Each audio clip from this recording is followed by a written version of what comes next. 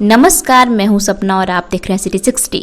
बिहार विधानसभा चुनाव का समय जैसे जैसे निकट आ रहा है, राजनीतिक गलियारों में हलचल बढ़ते जा रही है। आज भाजपा के पूर्व नेता और केंद्रीय मंत्री रहे यशवंत सिन्हा ने प्रदेश में तीसरे मोर्चे का ऐलान कर दिया है।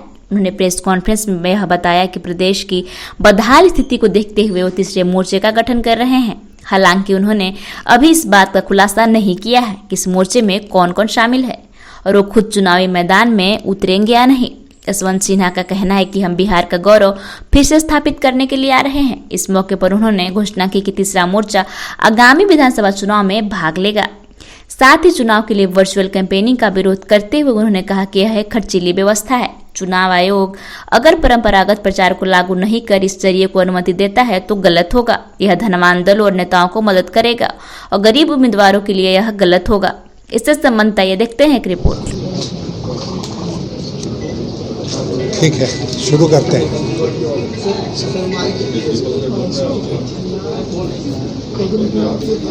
मित्रों, एक अरसे के बाद मैं पटना के मीडिया से मुखातिब हो रहा हूं और आप सबका बहुत धन्यवाद। और महागठबंधन के कुछ नेता नाराज हैं, जीतन राम मांझी उदाहरण के तौर पर, उनसे कोई संपर्क हो सका है? अब किससे किससे संपर्क हुआ है उसके विस्तार में मैं नहीं जाऊंगा।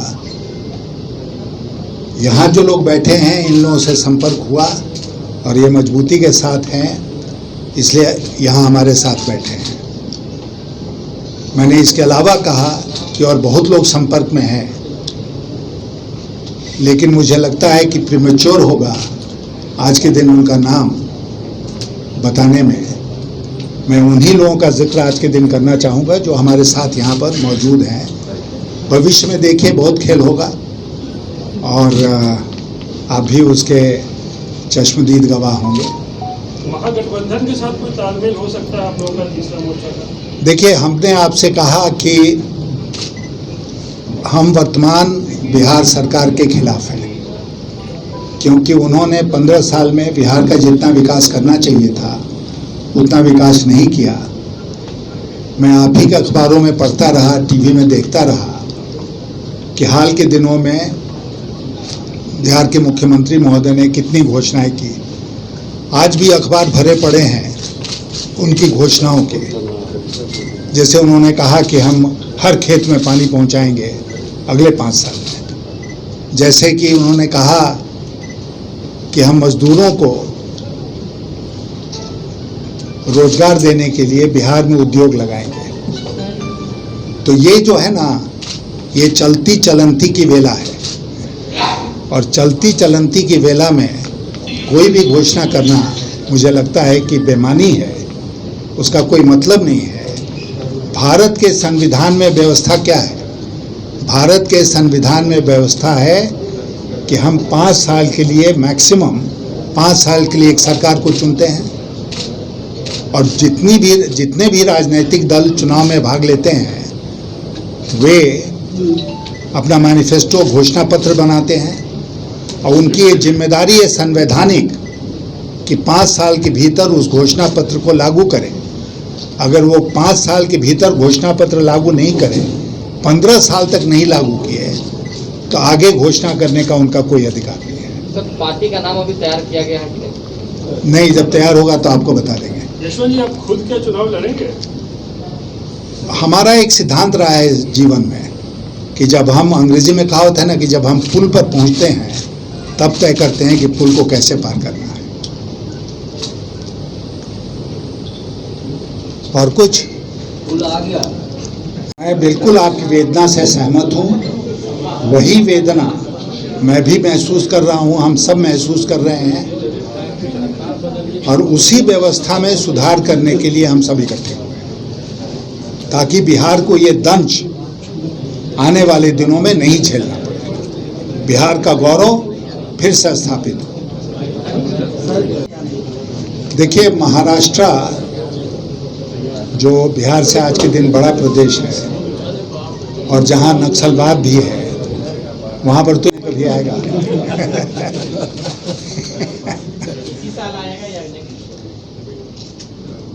अब जब चुनाव की बात हो रही है तो चुनाव के बारे में भी मैं एक शब्द आपको कह दूं। कल कुछ राजनीतिक दलों की बैठक हुई और उसमें विभिन्न प्रकार के विचार व्यक्त किए गए, जैसा हमने आज अखबारों में देखा। अब ये जो वर्चुअल कैंपेनिंग है, ये बात समझ में नहीं आती है कि इतने वर्षों में जो हम जिस तरह कैंपेन करते रहे हैं उस सबको नज़रअंदाज करके वर्चुअल कैंपेनिंग होगी। अब उसमें एलईडी स्क्रीन लगाया जाएगा, लोगों के हाथों में स्मार्टफोन पहुंचाया जाएगा। ये कितना खर्चीला सवाल है, व्यवस्था है, इसके बारे में कभी किसी ने ध्यान दिया?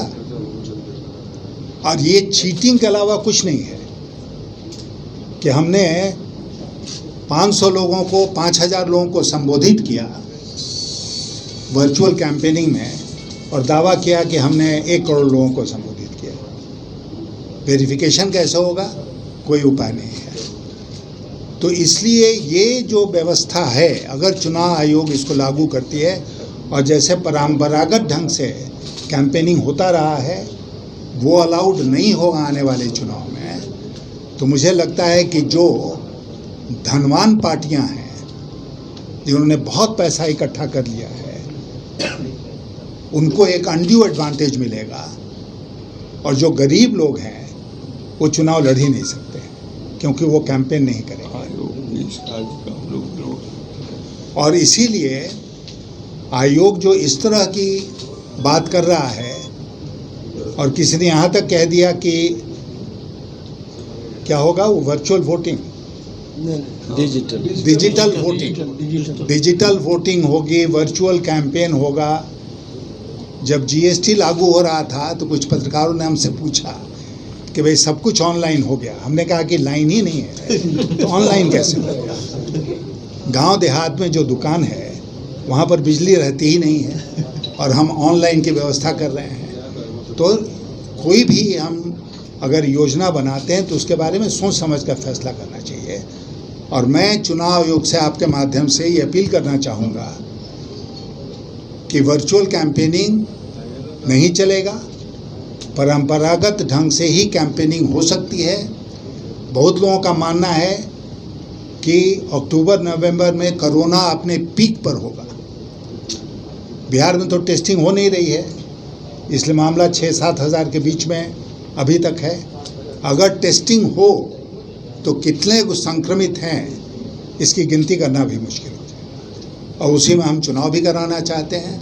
देवेंद्र यादव जी यहाँ बैठे हैं, 21 जिले नॉर्थ बिहार के बाढ़ की चपेट में आना शुरू हो गए हैं और यही हमको बता रहे थे कि इस समय नाव चलाना, ऊपर से हेलीकॉप्टर से भोजन सामग्री, चूड़ा गुड़ गिराना, रिलीफ का काम करना,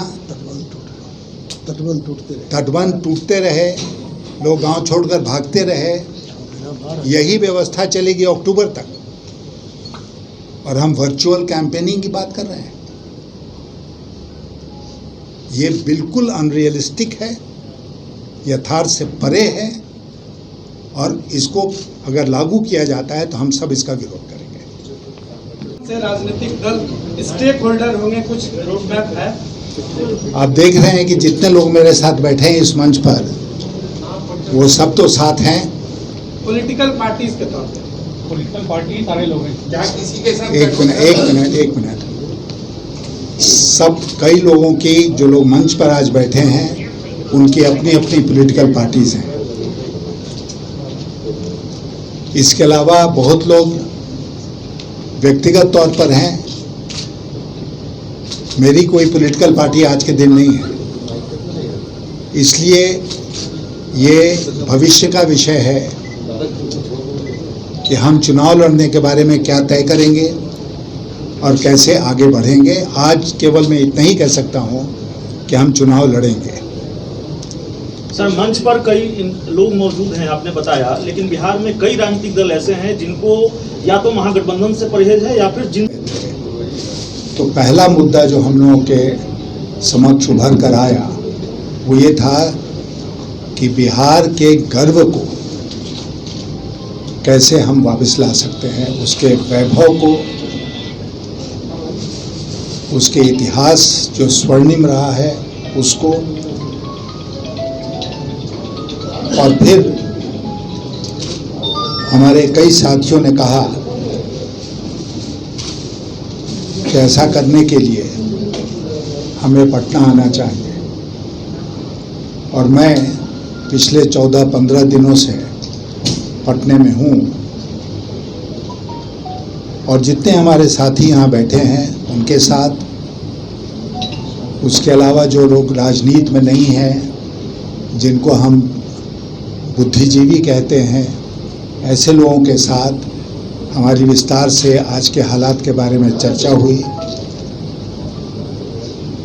और फिर हमने तय किया कि बिहार की प्रतिष्ठा को वापस लाने के लिए हमारे जीवन का जो बचा खुचा समय है वो हम उसमें लगाएंगे और बिहार को बदलने का प्रयास करेंगे हम सब मिलकर, बिहार को बेहतर बनाने का प्रयास करेंगे हम सब मिलकर। और मैं अपने जितने साथी यहाँ बैठे हैं सबको धन्यवाद देना चाहता हूँ कि वो इस अभियान में, इस आंदोलन में हमारे साथ हैं और हम सबकी भावना जो है वो एक ही है। मैं जो बिहार की बदहाली आज के दिन है उसके बारे में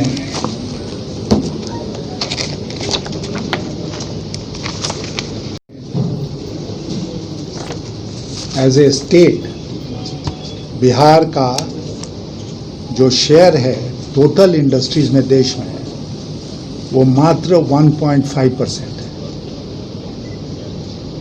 और उद्योगों का विकास नहीं हुआ बिहार में बल्कि ह्रास हुआ। और हम सब जानते हैं कि कैसे एक एक करके उद्योग यहाँ बंद हो गए, विशेषकर जो चीनी उद्योग था वह।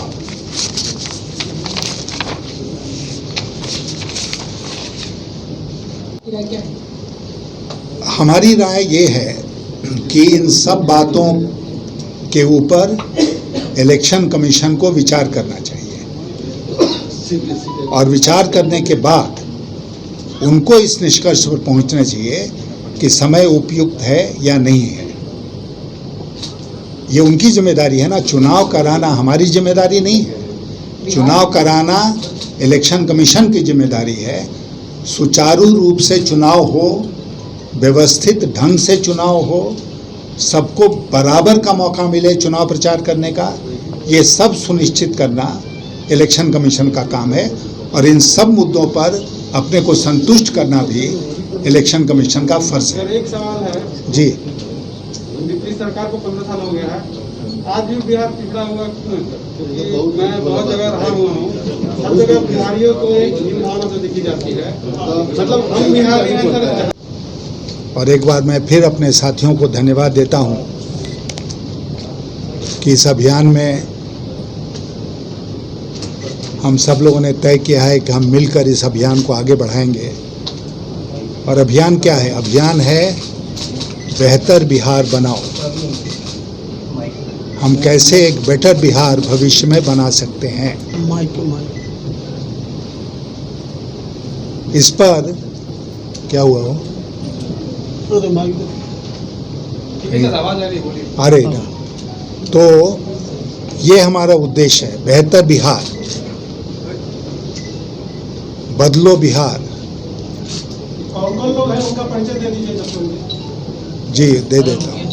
अभी जो है वो सब चेहरे आप लोगों के जाने पहचाने हैं। मास्क लगाए इसीलिए मैं हाँ बता देता हूँ। ठीक है, वो सब पर्दा नशी हैं। अब पर्दा खोल के शक्ल दिखा देंगे आपको। तो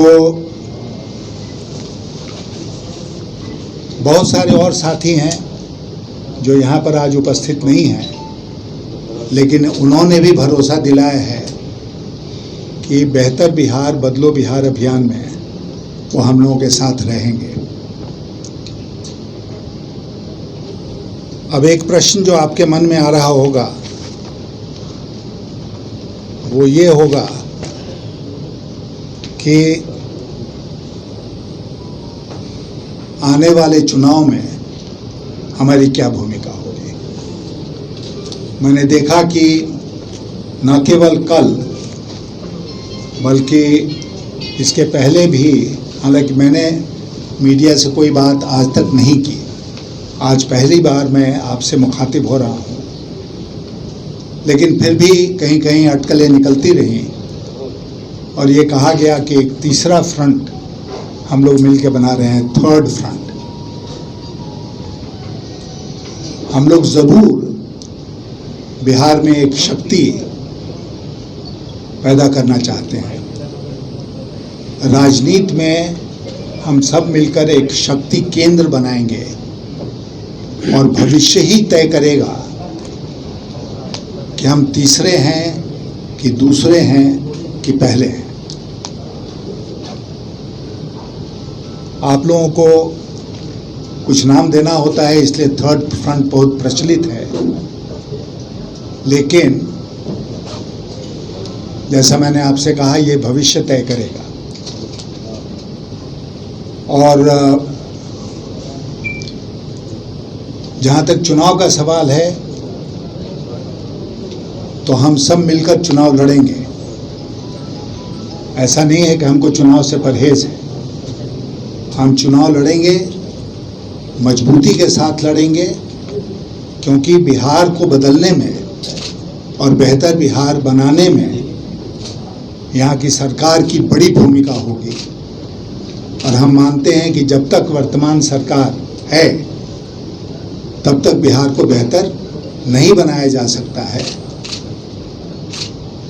और जो बदहाली है बिहार की, उसके लिए सीधे तौर पर वर्तमान सरकार जिम्मेदार है। और इसलिए इस सरकार को हटाना बेहतर बिहार बनाने के क्रम में पहला कदम होगा। इसलिए चुनाव लड़ेंगे, मजबूती से लड़ेंगे और जनता के बीच में वही संदेश लेके जाएंगे जो आज आपके सामने मैं रख रहा हूं। हम लोग भविष्य का एजेंडा बनाने के क्रम में आज के दिन हैं कि बिहार को बेहतर कैसे बनाएंगे। वो एक खाका आपके सामने रखेंगे समय आने पर, जब वो तैयार हो जाएगा। और उसके साथ ही साथ आने वाले दिनों में हम सबका क्या प्रोग्राम होगा उसके बारे में भी हम आपको जानकारी देंगे। जो सरकारी यूनिवर्सिटीज़ हैं उसमें अधिकांश पद रिक्त हैं। पटना विश्वविद्यालय जहां मैं पढ़ता था उसको लेकर एक एक विभाग है, पोस्ट ग्रेजुएट डिपार्टमेंट का भी, उसमें 1 या 2 शिक्षक हैं। पिछले वित्तीय वर्ष में जहां तक ग्रामीण सड़कों का सवाल है, बिहार ने केवल 33% जो टारगेट था उसी को पूरा किया। 33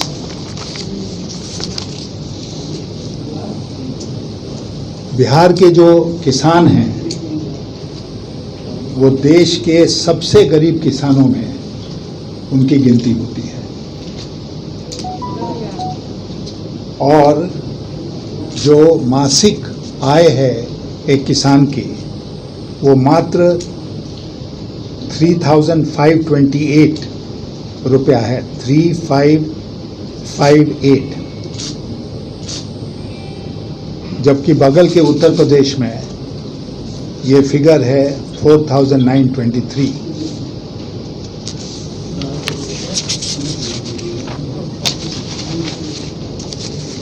जहाँ तक स्वास्थ्य सेवाओं का सवाल है,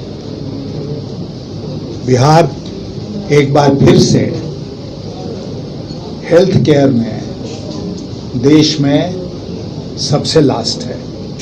we are at the bottom of the list.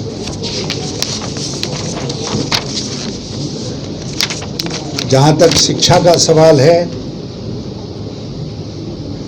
Bihar has the lowest proportion of children aged between 5 and 17 attending school। Lowest है 5 से 17 साल के बच्चों की शिक्षा की जो स्थिति है। आज यहाँ पधारे। मैं अपनी बात की शुरुआत सबसे पहले एक शोक प्रस्ताव से शुरू करना चाहता हूं,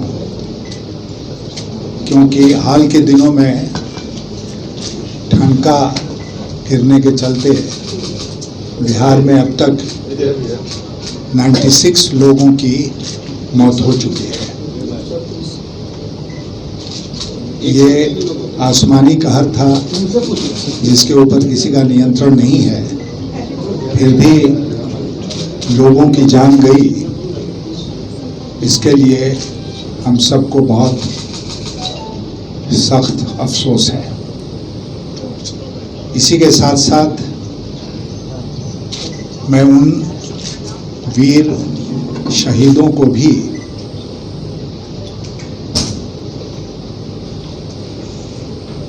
इस प्रस्ताव में शामिल करना चाहूँगा, जो लद्दाख के गलवान वैली में शहीद हो गए। और आप सब जानते हैं कि ये बिहार रेजिमेंट की यूनिट थी जिन्होंने बहुत बहादुरी दिखाते हुए चीनी सैनिकों का मुकाबला किया और भारत की सीमा के बाहर ढकेलने में वो सफल रहे। हाल के महीनों में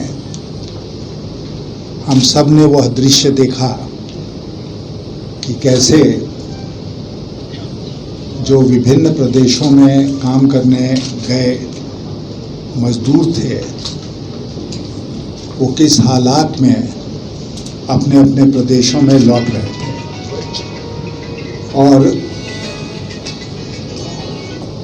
उसमें बड़ी संख्या वैसे मजदूरों की थी जो बिहार से रोजी रोटी कमाने के लिए दूसरे प्रदेशों में गए थे। वो एक हृदय विदारक दृश्य था। और लोग मुझसे पूछते थे कि भाई आखिर क्या व्यवस्था में कमी है, क्या गड़बड़ी है कि बिहार से इतने सारे मजदूरों को बाहर रोजी रोटी कमाने के लिए जाना पड़ता है। और अफसोस करने के अलावा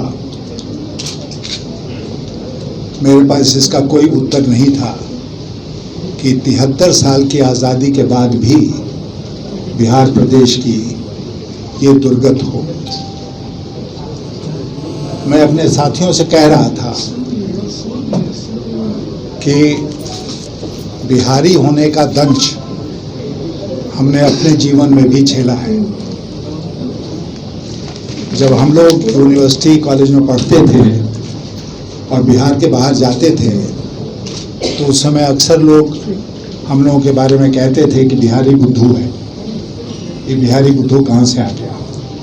लेकिन उसको बराबर हम लोगों ने चुनौती के रूप में लिया और ये सिद्ध कर दिया कि जो लोग बिहारी बुद्धू बोल रहे हैं उनसे हम बेहतर हैं।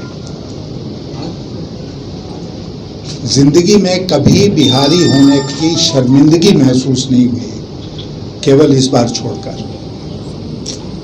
बिहारी होने का जो गर्व था हम सबको, उसको इस बात से ठेस पहुंची है।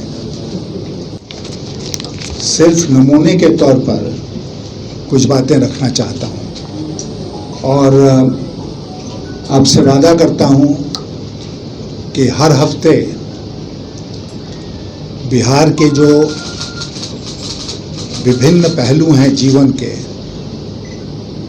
उनकी सचमुच में स्थिति क्या है वो मैं मीडिया के सामने रखूंगा और पूरे तथ्य के साथ आपके सामने रखूंगा। कोई ताली पीटने का और थाली बजाने का काम नहीं करूंगा। जो तथ्य हैं उसके साथ मैं आपके सामने उन बातों को रखूंगा। लेकिन केवल मिसाल के तौर पर मैं आपसे कहना चाहता हूं, जैसे जो ह्यूमन डेवलपमेंट इंडेक्स होता है उसमें बिहार पिछले 27 सालों से भारत में सबसे निचले स्तर पर है।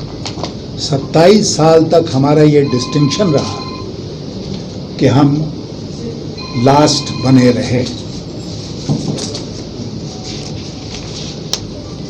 दूसरा, कि जहाँ तक पॉवर्टी इंडेक्स का सवाल है, बिहार आज सारे प्रदेशों में सबसे गरीब प्रदेश है और हमारे प्रदेश में जो पर कैपिटा इनकम है, प्रति व्यक्ति आय, वो है 47,541 47,541 rupees per year, which is just 1/3 of the national average. जो राष्ट्रीय औसत है उसका मात्र 1/3 ये है। हर साल बिहार से 40 लाख लोग बाहर काम करने के लिए जाते हैं क्योंकि बिहार में उनके लिए कोई रोजगार उपलब्ध नहीं है। के प्रति संवेदना व्यक्त करते हैं और ईश्वर से प्रार्थना करते हैं कि वह उन सबकी आत्मा को शांति दे। इसके साथ ही साथ आज एक बार फिर 20वें दिन भारत सरकार ने डीजल और पेट्रोल की कीमतों में बढ़ोतरी की है और कभी कभी बढ़ोतरी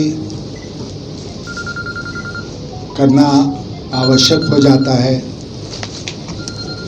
लेकिन मैं अपने सारे अनुभव के आधार पर आपसे कहना चाहूँगा कि आज की परिस्थिति में ऐसा करना मुनाफाखोरी के अलावा और कुछ नहीं है। और सरकार मुनाफाखोरी करे ये अत्यंत दुखद बात है, क्योंकि हम सब जानते हैं कि अंतर्राष्ट्रीय बाज़ार में कच्चे तेल की जो कीमतें हैं वो आज भी नरम हैं और रोज़ इस तरह बढ़ाकर, चाहे पेट्रोल हो चाहे डीजल हो, उसकी कीमत प्रति लीटर 80 रुपये से ऊपर चली जाए तो ये बहुत भर्त्सना योग्य बात है, कंडेम करने की चीज़ है।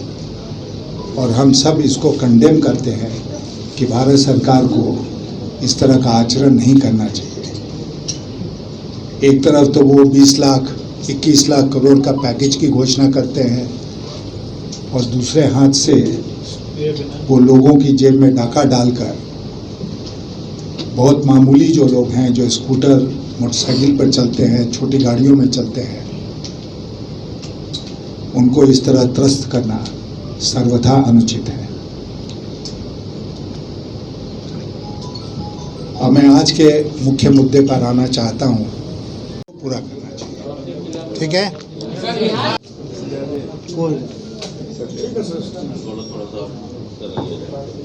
मान लिया जो होना होगा।